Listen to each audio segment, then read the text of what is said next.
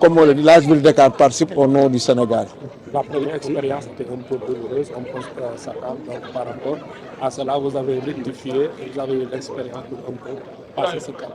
Non, moi je ne dirais pas douloureux, ce que je dirais que ça nous a permis d'apprendre. Je pense que pour une première participation quand même, maintenant on n'avait pas atteint l'objectif qui était de se qualifier, mais ce que je pourrais vous dire, c'est qu'on a beaucoup appris de cette participation, on a corrigé nos erreurs et qu'aujourd'hui, avec le travail qui est fait depuis que la saison passée est terminée, je pense qu'on va atteindre les objectifs qu'on s'est assignés. On a constaté d'autres nationalités aussi. D'autres nationalités qui sont venues pour donner beaucoup plus de force à l'équipe. Oui, évidemment, nous avons 2 Sud-Soudanais, un Ivoirien et 2 Français qui viennent accompagner l'équipe. Mais l'un des Français joue en même temps le championnat national, en plus de nos jours locaux.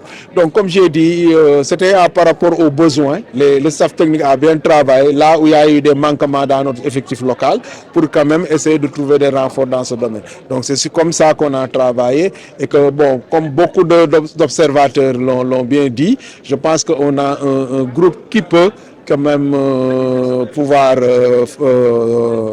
nous faire atteindre nos objectifs. Sur le plan des moyens, est-ce que tout a été réuni pour faire? Oui, évidemment, les moyens, c'était surtout par rapport au recrutement, parce que bon, les jours, comme vous dites, c'est pour les recruter, il va falloir quand même signer de bons contrats. Bon, ce qu'on a réussi, donc grâce à, comme je l'ai dit, l'appui de la ville de Dakar, mais aussi des partenaires, mais aussi de la Basketball African League. L'équipe va partir le lundi prochain, le 20, Inch'Allah. Les compétitions vont débuter le 24.